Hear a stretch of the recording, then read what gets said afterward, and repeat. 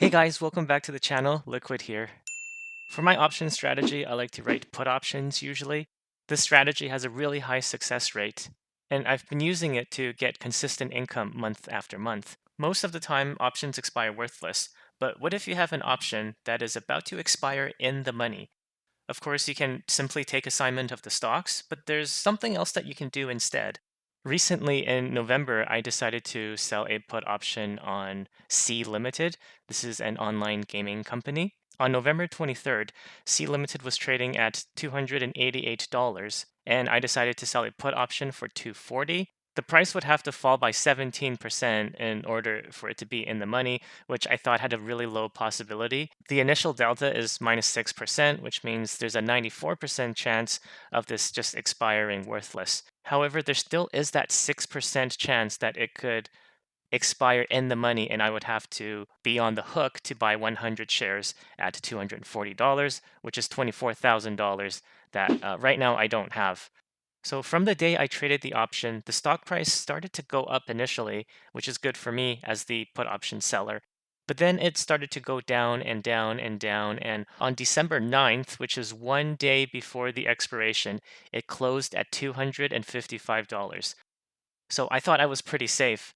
The stock price would have to fall in one day by more than 6% in order to expire in the money. And I didn't think that was very likely because the stock doesn't move that much on a day to day basis. But then on Friday, the final day, this happened. It fell 6.62%. The stock dropped to 237, basically 238, and I had to make a decision. So at this point, I could either take possession of the stock and pay $24,000, even though the stock is only worth 238, or I could roll it forward. So I decided to roll the option forward into the next month and also choose a lower strike price. By extending the duration of the trade, I can give the stock more time to recover, and by choosing a lower strike price, I give myself a larger margin of safety. So the stock doesn't have to stay above $240 for this option to ultimately end worthless. So who knew on the last day of trading, when the S&P 500 went up almost 1%, this company actually went down by more than 6%. That was just totally unexpected, but it does happen. So let's go back to December 10th, and I'll show you what I did to roll this forward to hopefully profit another day rather than take a loss right now. From when I sold the put option to today, it's been about half a month, like 17 days or something. You can see how much it's fallen from, well, from the top. It started falling at 366, and then I waited until it was at about here, and I thought, yeah, I can definitely sell put there because I thought it was going to not go below this support level at 267 roughly, but it kept falling. So now what I'm thinking is there's no other support, so it's probably going to keep falling down all the way until it falls down to about the 200 level. You can see the 202 here. It went down and bounced back up, down and up again. Plus the RSI is pretty low and the MACD is pretty low, signaling it's probably near a bottom. But again, that's just technical analysis and it's not a guarantee. It started out pretty good at 253, and then it just fell 7.8% today. That's not common for this stock. It doesn't usually move that much. So this is the 1 day graph. So when an option is about to expire in the money, like it is today, like this one is, I don't think it's going to go above 240 before the end of the day. There's a chance, but I don't want to risk it. One of the things that you can do is to roll your option out, and that means to buy back the put option that was sold, and then you sell another put option uh, in its place, and then you do that simultaneously. And if you choose the same strike price, usually you'll get a credit, which means the premium that you receive from selling the new option is more than the premium you pay for buying back this old option. So what I did with IB is I rolled it forward and I also rolled it down. So it's like a roll out and down because I'm choosing a lower strike price. So if I go to Sea Ltd, this takes me to the stock. And if I bring over the options chain here. This tells me the different strike prices and then the put options and call options. Normally, like what I did in November, uh, like 90% of what I do is I pick the strike price that I want to sell the put at, and then I click on the sell, and that way I can earn a premium. But what I'm doing today is buying it back. If I just click on the buy, which is to buy the option back, takes me to the order entry form. You can see I'm going to pay somewhere around $340 probably to buy this. The problem is that I sold this option for $64. So if I buy it back at hundreds of dollars, then I'm going to have a loss. So instead of just buying it, this is where the roll comes in, and I'm going to be buying this back. So yes, I will be paying somebody to buy this option back, but I will also be selling another option.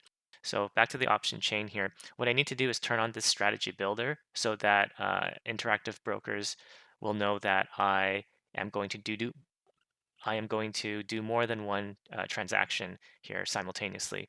So I turn this from off to on. And once the strategy builder is on, what I can do is go back to the top here. So at 240, I want to buy this back. So I'm going to click on buy, and this will create a buy leg there, but I'm not done yet. This is leg one. I will go to a later date. So what I've done was go to the January 7th. It's sort of like a monthly calendar spread where you go 1 month out. This is good for high volatility stocks like Sea Ltd.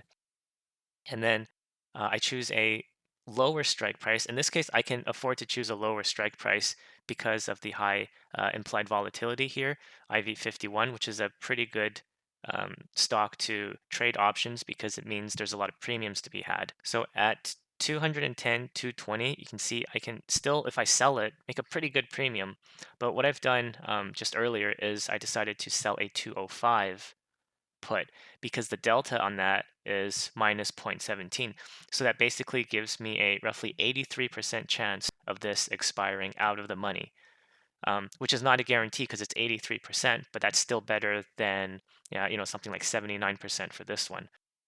So I do like the premium, so I'm going to sell this one. So it's like I'm just selling another option, except I'm combining the two of them together. So I click on that, and this tells me here I am buying a 240 put and I am selling a 205 put for January 7th.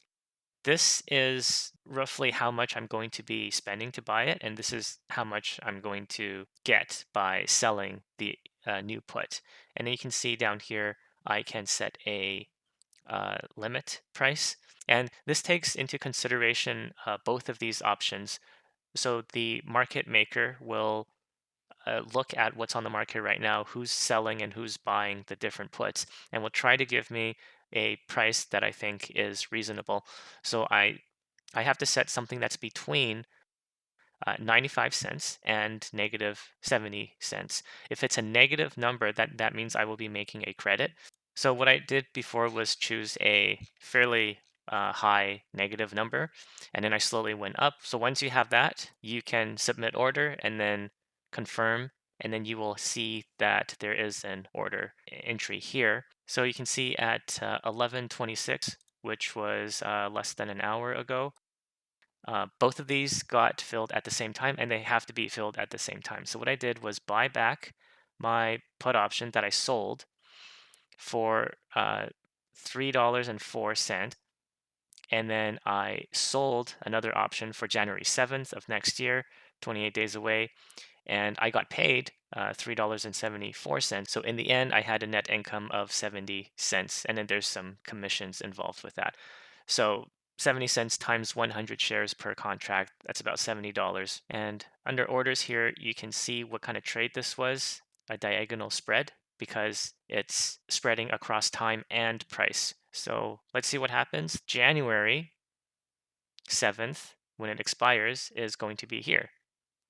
So I have a 205 strike price. I don't think it'll go down that low, but judging by this trend here, this short-term trend, I mean, it could fall down to 150, judging by that direction. Who knows? So I'll keep you guys posted on what happens on January 7th. Maybe I will roll it forward more. So I will roll it to February and then maybe roll it down, get another credit.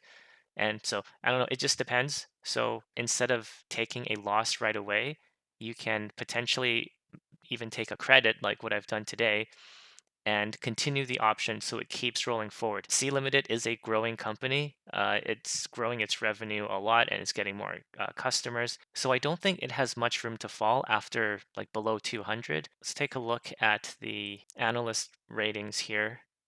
Analysts think that this is either a buy or a strong buy. And the 12-month price target is $400 on average. So, I mean, it's currently 236.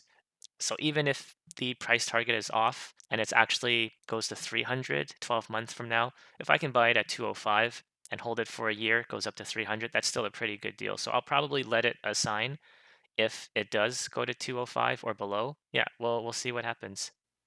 So when should you let your options be assigned and when should you roll it out? I would say generally speaking, if you think the stock will start to go up, then letting your in the money option expire and getting assigned the stock would be good because you would capture the future growth of that stock. Whereas if you continue to roll it out, the most you're going to get if the stock goes up is basically the premium that you collect.